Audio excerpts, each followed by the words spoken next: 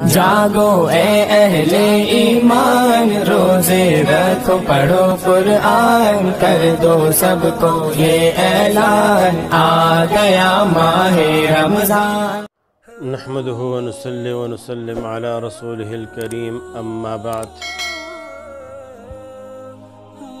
رمضان مبارک کا مہینہ چل رہا ہے اور آج ایک عمل جو آج شروع ہونے کو ہے، اعتکاف جسے کہا جاتا ہے۔ احادیث مبارکہ میں اعتکاف کے بہت زیادہ فضائل آئے ہوئے ہیں۔ اعتکاف لغت میں رکنے اور قیام کرنے کو کہتے ہیں، اور شریعت کی اصطلاح میں اعتکاف ثواب کی نیت سے مسجد میں ٹھہرنا۔ آپ صلی اللہ علیہ وسلم کا فرمان ہے، والمعتکف یعکف الذنوب، اعتکاف کرنے والا گناہوں کو چھوڑنے والا ہے۔ وَيَجْرِي لَهُ مِنَ الْحَسَنَاتِ كَعَامِلِ الْحَسَنَاتِ كُلِّهَا، اور ان کے لیے نیکی لکھی جاتی ہے، نیکیاں لکھی جاتی ہے جس طرح کہ ایک کرنے والے کے لیے لکھی جاتی ہے۔ ان حدیث سے دو چیزیں مستفاد ہوتے ہیں، ایک یہ کہ معتکف گناہوں کو چھوڑنے والا ہے، اور دوسرا جو اہم فضیلت وہ یہ ہے کہ اعتکاف کی وجہ سے یہ کافی چیزوں سے رکا ہوا ہے۔ کسی کی عیادت نہیں کر سکتا، جنازے میں شرکت نہیں کر سکتا، کسی کی حاجت کے لیے نہیں جا سکتا۔ ابھی یہ ہے کہ یہ مسجد کے اندر بیٹھا ہوا ہے اللہ جل جلالہ کے رضا کے لیے۔ ابھی باہر جو لوگ جتنے بھی کام کریں گے ان کو ثواب ملے گا۔ جنازہ ہے، ان کی نیت میں آ گیا کہ میں نے جنازہ پڑھنا ہے اور اعتکاف کی وجہ سے رکاوٹ ہے، نہیں جا سکتا، ان کو مل گیا ثواب۔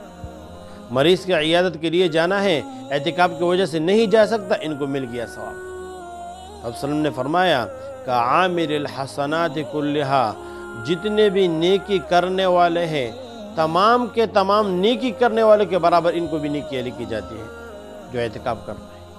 اور ایک حدیث شریف میں ارشاد ہے، اس نے فرمایا اعتکاف عشر فی رمضان کا حجتین و عمراتین، اعتکاف آخر رمضان کے عشرہ میں یعنی 10 دن میں اس طرح ہے جس طرح کہ آدمی 2 حج کر لے اور 2 عمرے کر لے، 2 حج کے برابر اور 2 عمروں کے برابر ان کو ثواب مل جاتا ہے۔ اور ایک حدیث میں ارشاد ہے، رسول نے فرمایا ایک دن کا اعتکاف انسان کو جہنم سے زمین اور آسمان کے مسافت کے 3 گنا برابر دور کر دیتا ہے۔ جتنا زمین اور آسمان کے اندر مسافت ہے 3 گنا، ایک دن کے اعتکاف کا ثواب یہ ہے کہ جہنم سے 3 گنا دور ہو گیا اتنے مسافت پر، یعنی جہنم کے قریب بھی نہیں جائے گا۔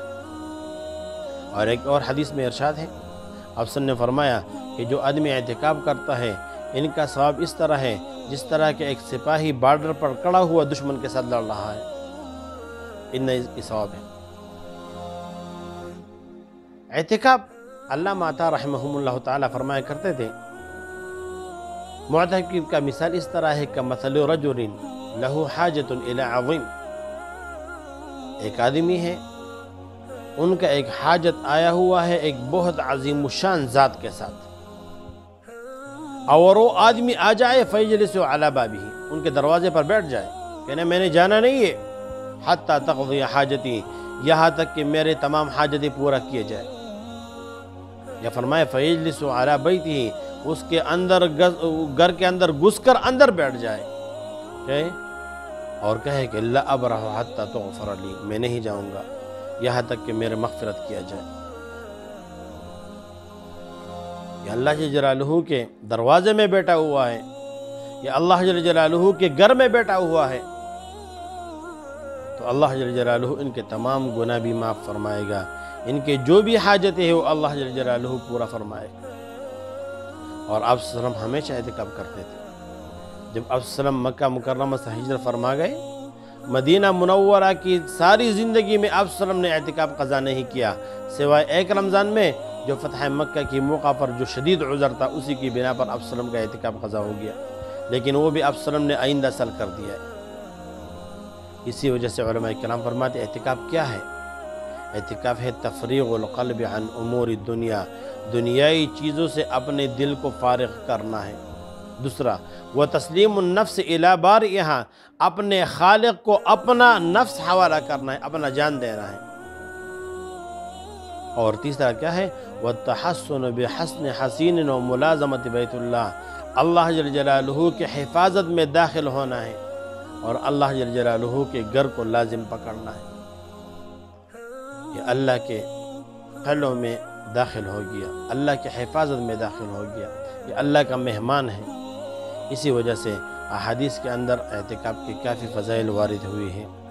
آج موقع ہے، آج انشاءاللہ تعالی مغرب سے پہلے اپنے معتکف میں جانے کا جس کا بھی ارادہ ہو وہ مغرب سے پہلے پہنچ جائے اور اپنا اعتکاف انشاءاللہ تعالی شروع کریں۔ اللہ پاک عمل کرنے کی توفیق عطا فرمائے۔